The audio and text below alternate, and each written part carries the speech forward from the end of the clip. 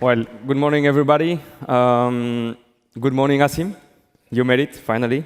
So we are happy to be here today to talk about the work we have done with Pierre related to GPS tracker technologies. And during this talk, we will try to share with you the fun we had when we analyzed the security of such technologies. So as introduced by Vin, we are a security researcher at the Mobile and Telecom Lab, Xenes Lab, Test and Validation Labs of Dark Matter. And we had the third friend working with us, Iman El-Shehi. She wanted to be here, but she had some exams. So big up, Iman. And we are all with you today. Let's start with the topic of today. So GPS tracker technologies. So there are cheap devices that we can buy online, and basically they provide you specific devices that you can put on for specific applications, especially for expensive good tracking, people tracking if you need. For example, when you have to manage cars at a large scale. They are available everywhere. They provide you also mobile apps for iOS and Android. We have been buying a few of them, so they are here if you want to have a look at. One of them is in the Faraday cage we have built yesterday, because we will do some live demos during this talk. Basically, when we started working on GPS trackers, it was early 2018. We have been looking at the infrastructure of GPS trackers, devices, but we had no information about the device we were testing. So basically, it was a black box type of analysis. And we started with gathering information. So the first thing we have been looking at is basically if FCC reports were available online. And we had a look on the website. And we found basically that the tracker have been evaluated from a standardized test point of view. And here, for example, we have one of the models we have been looking at. In the report, you have everything you need to know about the hardware, the wireless interfaces, the network, what type of sensor they enclose, what type of specific technologies they may be using, how they work, and a lot of information about the way you can manipulate the trackers. There is a lot of interesting information related to network interfaces, wired and wireless. So we will see that some of them have interesting features. And we had also to work on the reverse engineering of the hardware with the support of the FCC report, the firmware, when we were able to extract it, and web apps that are put online to manage the tracker remotely, and also mobile apps. And for the web app, we also had a lot of fun, and we will show you what kind of vulnerability they have. So the general architecture is as follows. So basically, the GPS tracker is supposed to get the signal from the GPS satellites. Then they collect the data, and through the mobile network, they will send the location periodically or on demand if the user would like to request at a specific time the location of the tracker with the mobile apps. It's just based on sending an SMS to the tracker, and the tracker automatically sends back the location of the tracker.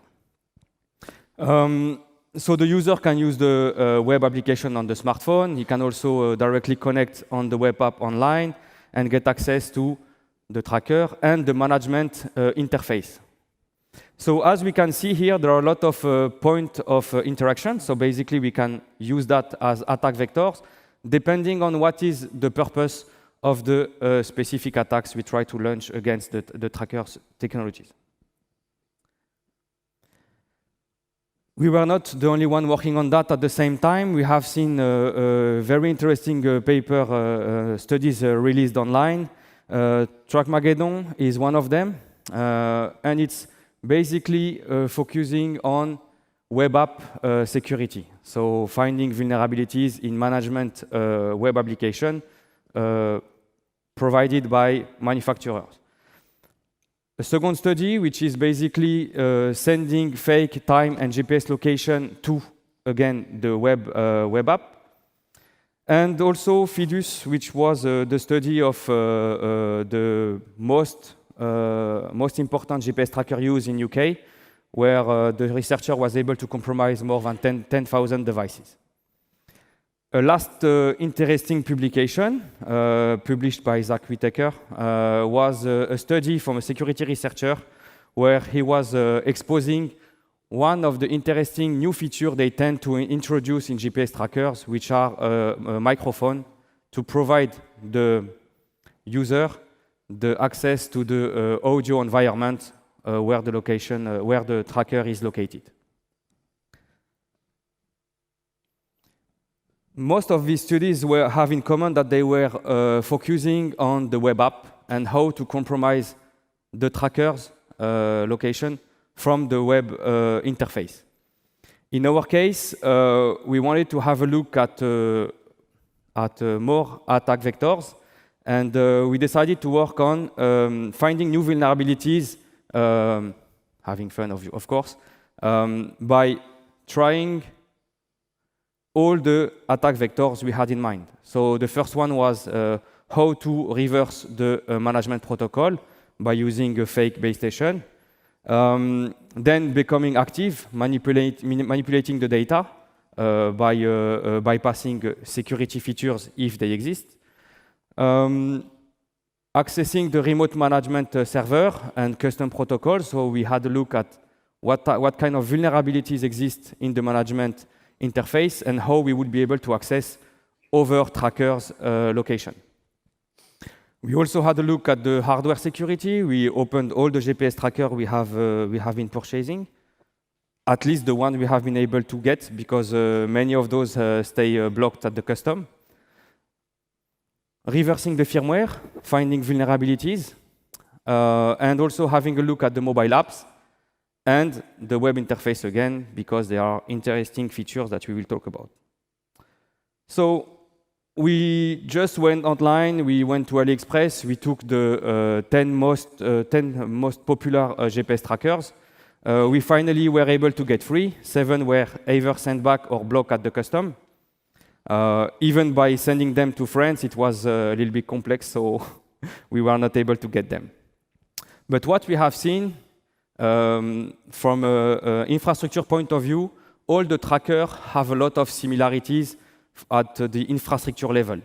So even if there are a lot of resellers, there is a specific hardware sold by OEM, and they are used by different resellers where they just put their own label on them.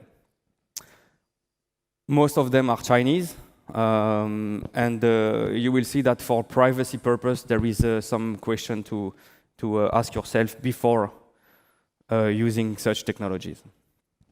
So for starting the study at the RF interface level, we wanted first to hijack sessions and break the A51, but we found it easier to just set up our own base station and collect all the data we need to start. We published one paper in MISC where we focused on the methodology we applied during the research, and one scientific paper where we focused on the privacy issues introduced by GPS trackers. So those studies are online or in the MISC journal. So regarding the first attack scenario, which was not really an attack scenario, we just put our SIM card in the GPS tracker, set up our base station as we did here, and we just started to get data, all the different messages sent between the tracker and the infrastructure. What we have seen, basically, that they have very old basebands, so they don't support USIM, and we spent one day just to figure out that they're not able to handle them. Here, for example, we will just go on the website and register the tracker we have on in the Faraday cage, and basically that's what the user will have. So he will have the location, its specific location soon, because we are also doing another demo at the same time, I think. So we can create the account. Basically, the login and password are either the IMI of the tracker or the serial number, and the password is basically the same information. And no one asks you to change the password. So basically, if you have one serial number, you are able to brute force them because they are just incremented when they are produced.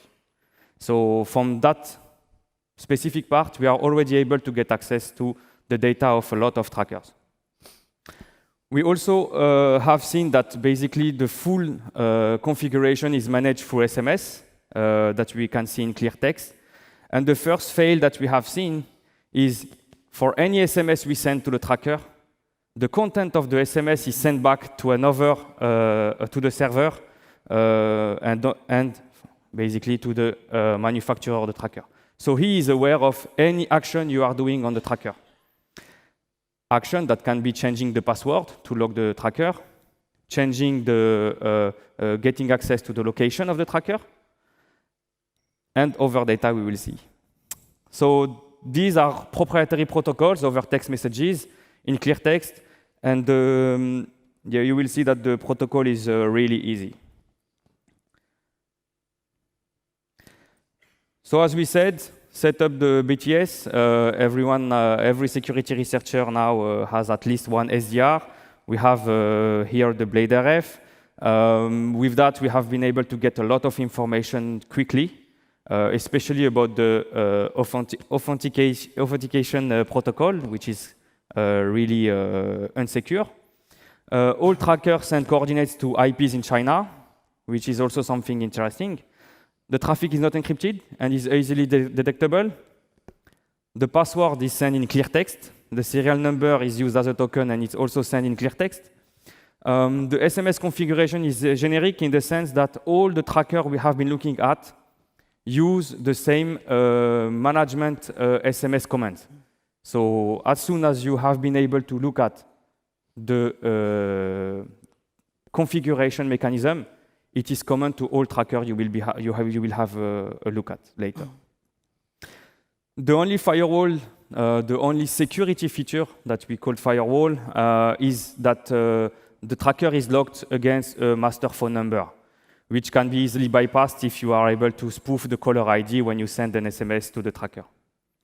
And the phone number of the tracker is supposed to be secret, but we saw that the phone number for some tracker, as soon as you put the SIM card, is sent to the manufacturer. So he is already able to get critical information that is supposed to be only in your hand. Let's go. Okay, so we wanted to mainly do live demo. So currently we have a Blade RF. This laptop is running Yati BTS. So inside the Faraday cage, so we have a super nice setup, as you can see, with 2 antennas and 1 GPS tracker. Unfortunately, we are not able to get a GPS signal within the Faraday cage. So what we can do is we can sniff the live traffic on the GPRS interface. Everything is sent to the internet. As you can see, the tracker is sending a specific request to IP in China. So cname06szddatacenter.com. So we wanted to do a live demo about that, but unfortunately we can do well. So what we can do is we can analyze other PCAP files. So for example, this kind of PCAP, as you can see, when we sniff the traffic, you send at first a SMS to the tracker, so you send just status. Then we sniff the traffic on the GPR interface of the Blade RF. And what we see is that everything is sent to China. So inside the packet, you have the serial number of the GPS tracker, the phone number of the sender, and the status, the content of the SMS. At first, we were thinking we did a misconfiguration, and it appears that it was not a misconfiguration. Up, 1 second.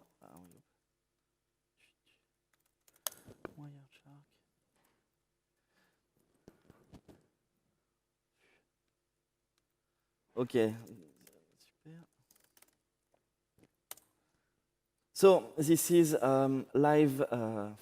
This is a capture of the packet.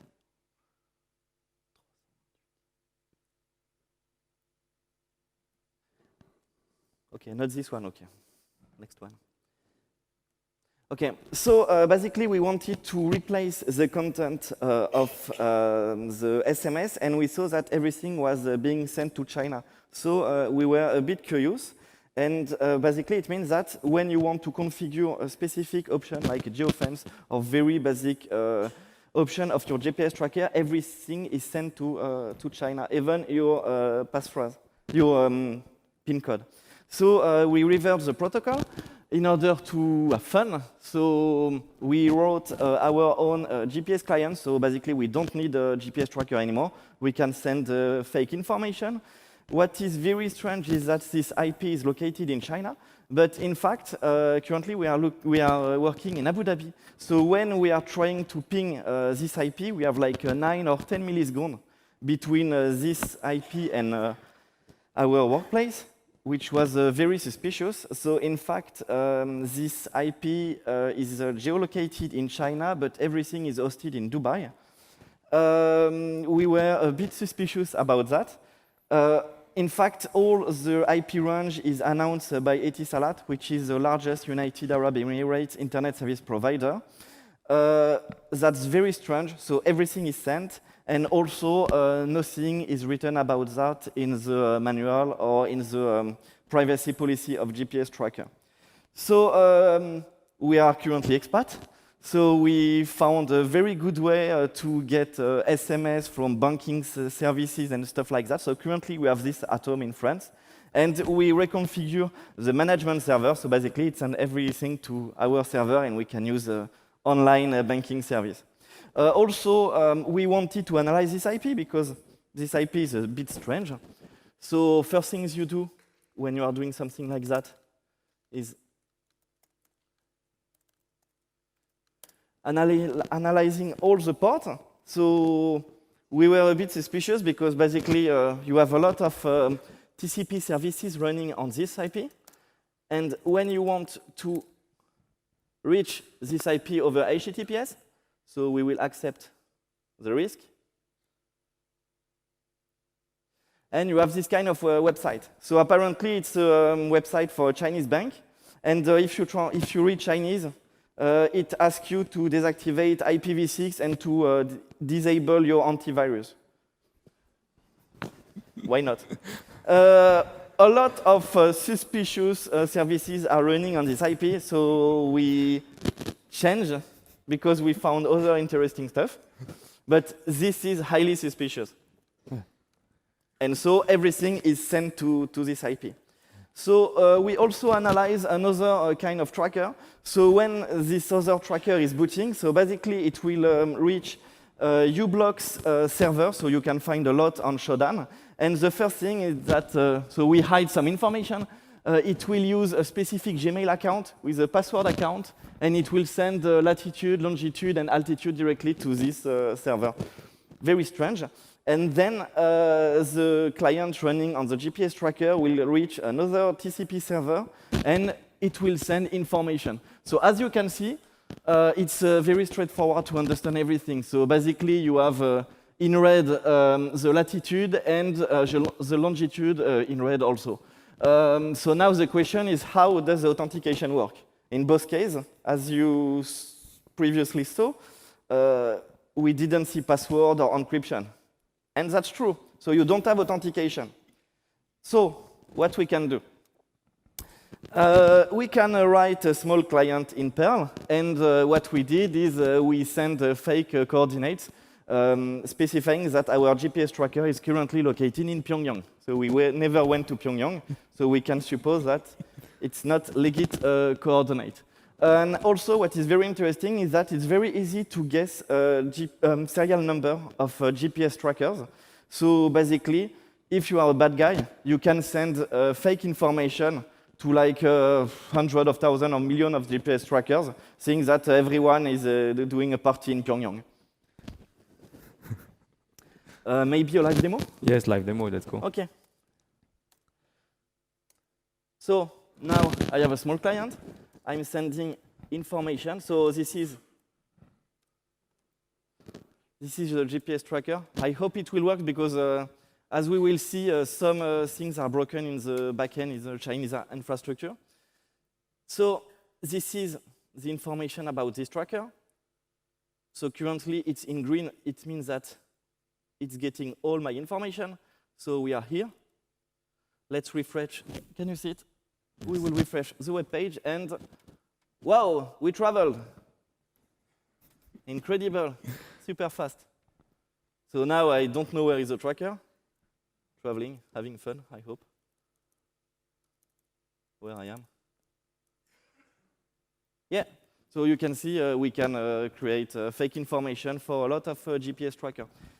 It was not very complicated to do because you don't have authentication, and we can analyze the protocol very, very easily. Now, more active radio attack. You can do GPS spoofing. The fact is you can get a lot of program on GitHub and do it very easily. We were more interested in the detection of GPS trackers. So basically, as Chaouki explained before, you can send specific SMS to tracker and you will get information back. What is very interesting is that a lot of commands, they don't require authentication. So basically, if you want to detect a GPS tracker using SFR SIM card, you send a specific keyword to all the SFR phone number, and you will get a lot of answers from angry people, but also from a valid GPS tracker. And also, what is very interesting is that you can redefine the management server. Why is it super interesting? So basically, you can redefine this server in order to do man in the middle over the internet, which means that from the tracker, you are unable to verify or to check that the management server was changed, and using the balance program, you just do a TCP forwarding, and then it will send all the information back to China, which means that you are doing a man in the middle over the internet, and you are getting all the information. But also, if you are using BetterCap or MITM proxy, you are able to change on the fly a GPS coordinate, which can be very funny to do. But if you want to do that, use a Faraday cage. As you can see, we have a very, very fancy Faraday cage here. And don't do this at home because it can be a bit illegal. Just regarding the devices we have been looking at and the trend in the GPS tracker technologies, we have seen that they tend to introduce new additional sensors. The one on the mic, with the mic, we have seen that there are a lot now sold with the feature to eavesdrop the audio environment, movement and noise detectors also that will trigger the transmission of a specific location when they detect a specific noise level. We also have seen that a few devices now have cameras enclosed in the device, so you are able to request a picture anytime from your phone, and you will get it back. We also have seen additional wireless interfaces.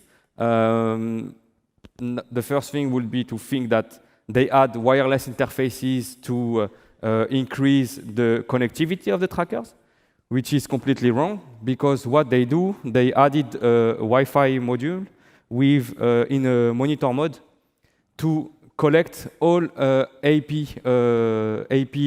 parameters, and they send that back also in China. So we can think about cars having GPS trackers equivalent to the Google car that collect all information and send them back to China. So it increased the attack surface, but it also increased the capabilities of the tracker, which is scanning for access points in the vicinity of the GPS trackers.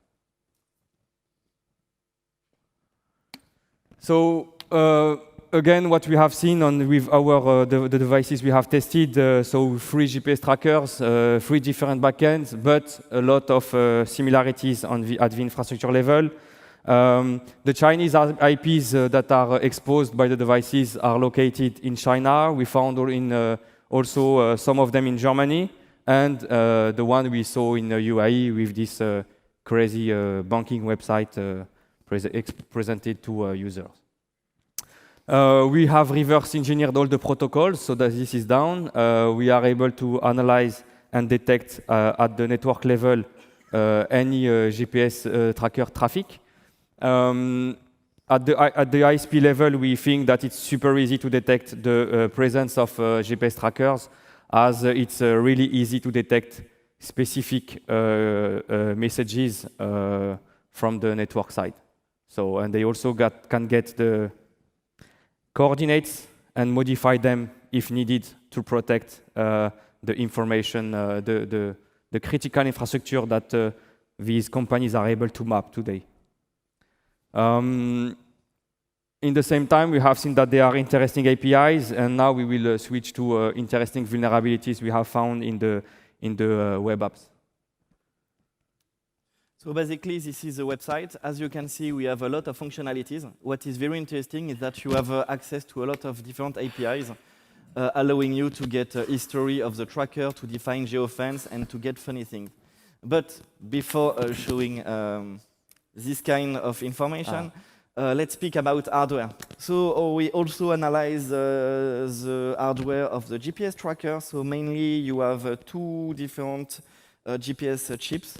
U-blocks, very common, and SIMCOM from a Chinese company. So you support GPS, GLONASS, Galileo.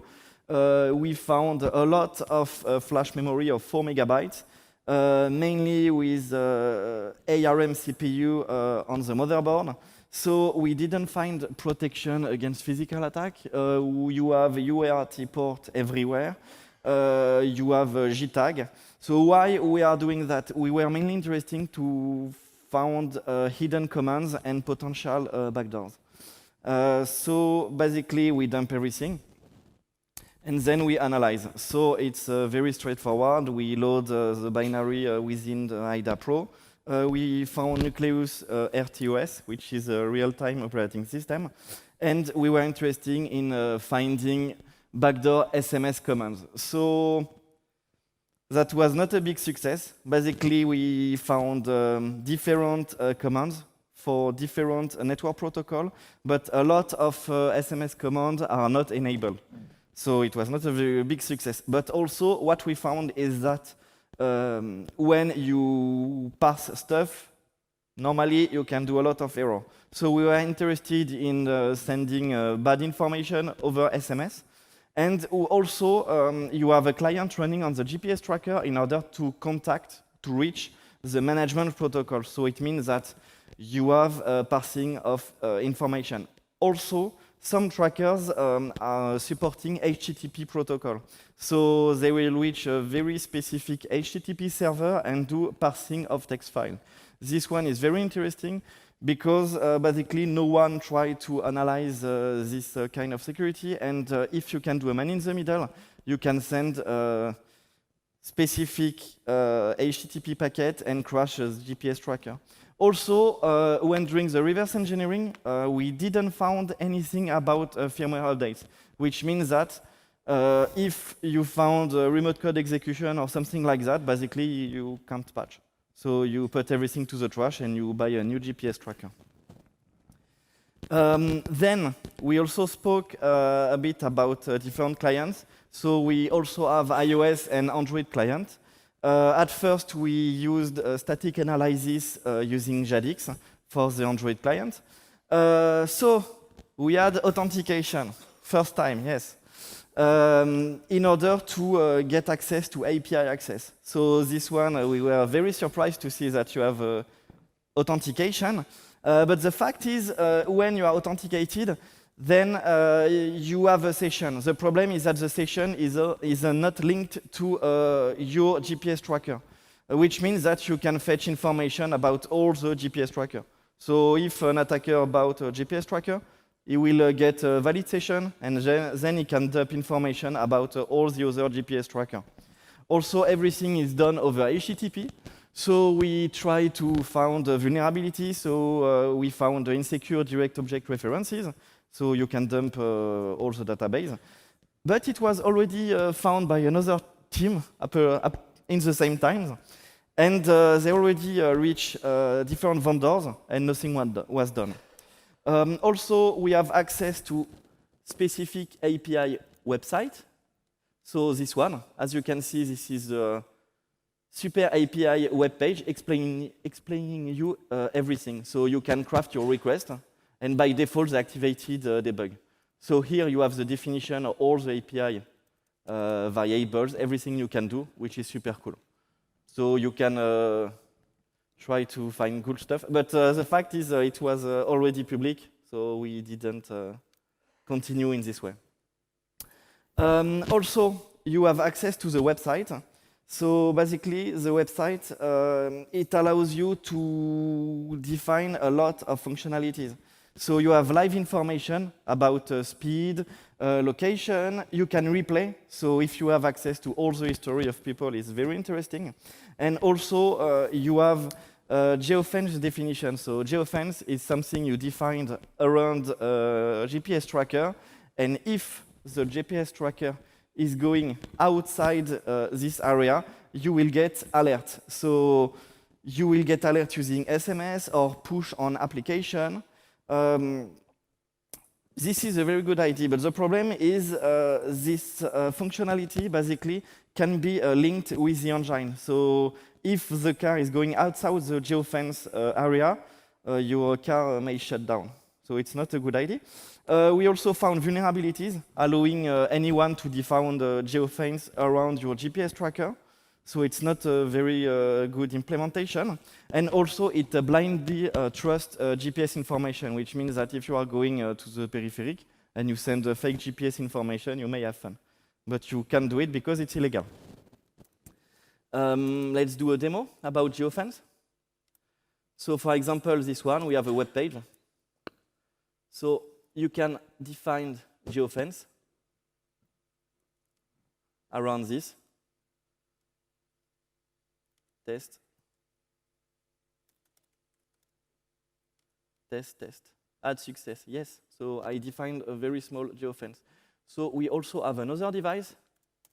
HIP. This is also ours. So as you can see, I was logged with my account, and I got access to another account, which is corresponding to a GPS we have.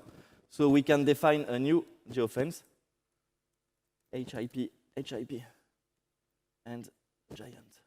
I want to be free. Yes, and it works. So basically, we define the geofence for another GPS tracker. This is a very good idea. The problem is the implementation is very bad. Also, authentication, in fact, on the website is very bad. Basically, if you have the serial number, the password will be also the serial number, or 1, 2, 3, 4, 5, 6. And basically, no one is changing this kind of password. Finally, I didn't speak about it, but you also have access to history. So it's very interesting. This vulnerability was existing 2 or 3 months ago, and you have access to a lot of very interesting information. You want to speak about it, Chaouki? Yeah, we can. Just for example, here we have found a GPS tracker that was used in Netherlands, and the tracker was going to a specific embassy every morning and going back home every evening. So it shows that the device is used also a lot in Europe. We found also some of them in France, but as it's started to be more offensive research, we decided to stop. We tried to inform the vendor, but it was really difficult to get in touch with them. We don't know what they are doing. But when we released the paper 3 months ago, we have seen that a part of the infrastructure and this specific part is not working anymore.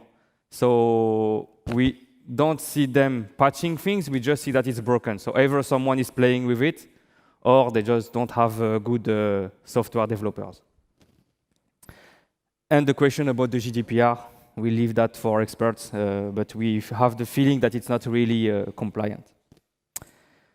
So just to conclude this talk, we had a lot of fun. We hope that you also had a lot as us.